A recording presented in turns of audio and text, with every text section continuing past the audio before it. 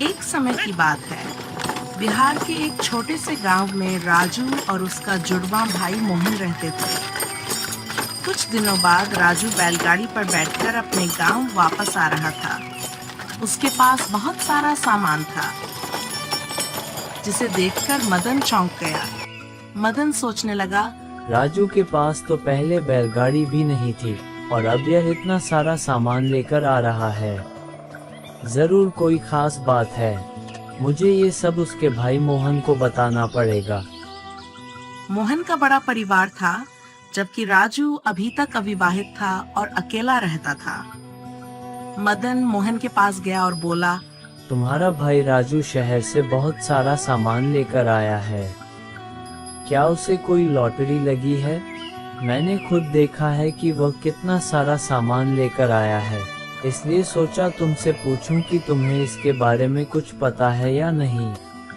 मोहन ने हैरानी से कहा, नहीं, मुझे इसके बारे में कुछ नहीं पता। वह क्या करता है, कहाँ जाता है, मुझे नहीं मालूम। ठीक है, मैं खुद राजू से बात करूँगा।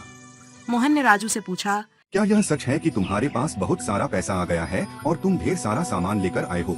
सच सच बताओ, कहीं तुम कोई गलत कार्य तो शुरू नहीं कर दिए जिससे हम सभी दिक्कत में आ जाएंगे? बात क्या है? राजू ने जवाब दिया, मैं तुम्हें सारी बात बताता हूँ। पिछली रात मैं सो रहा था तो मुझे एक सपना आया। सपने में एक साधु महाराज ने मुझे बताया कि पास के गांव में एक कुआं है। अगर तुम वहां जाओगे तो तुम्हारी सारी मनोकामनाएं पूरी होंगी। राजू ने आगे कहा,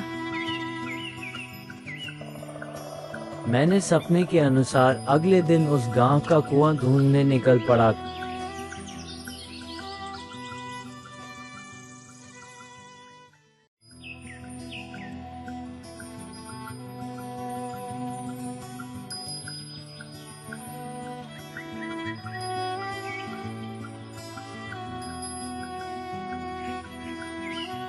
काफी दिनों के बाद मुझे वो कुआं मिल गया। साधु महाराज ने मुझसे जैसे कहने को बोला, मैंने ठीक उसी प्रकार से कुआं से प्रार्थना की।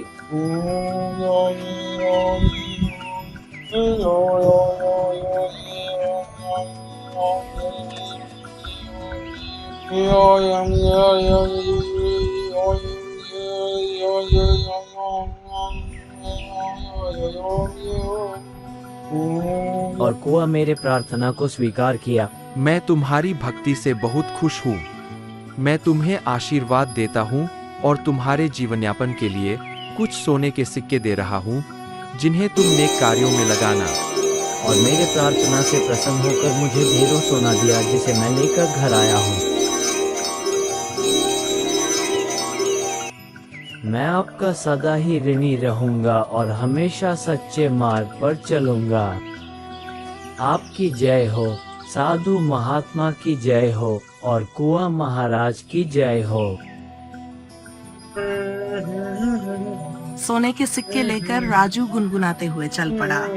रास्ते भर वह यही सोचता रहा कि उसे इन सिक्कों को नेक कार्यों में लगाना है और अपने समाज के उत्थान के लिए खर्च करना है।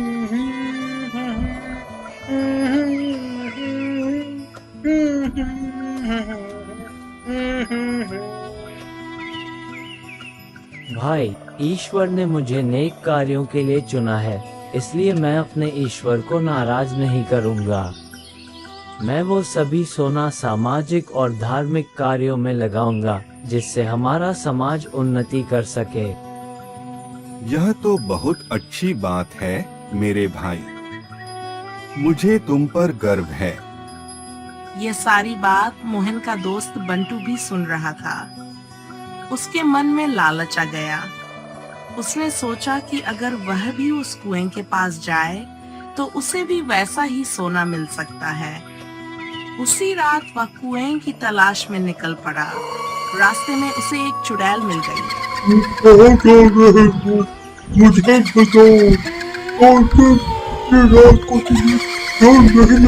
बंटू डर गया और डरते हुए पास बोला, में कोई कुआं है, क्या तुम जानती हो? मुझे उसकी तलाश है। अगर तुम उसके बारे में जानती हो तो मुझे बता दो। हाँ, मुझे पता है, लेकिन मैं तुम्हें तभी बताऊंगी जब तुम मेरे प्रश्न का उत्तर दोगे। मेरा प्रश्न है, इस संसार में सबसे अकेला कौन है? बंटू कुछ देर तक सोचता रहा, लेकिन वह सही उत्तर नहीं दे पाया। तब चुड़ैल ने उसे मुंह चित कर दिया और घसीटते हुए अपने घर ले गई।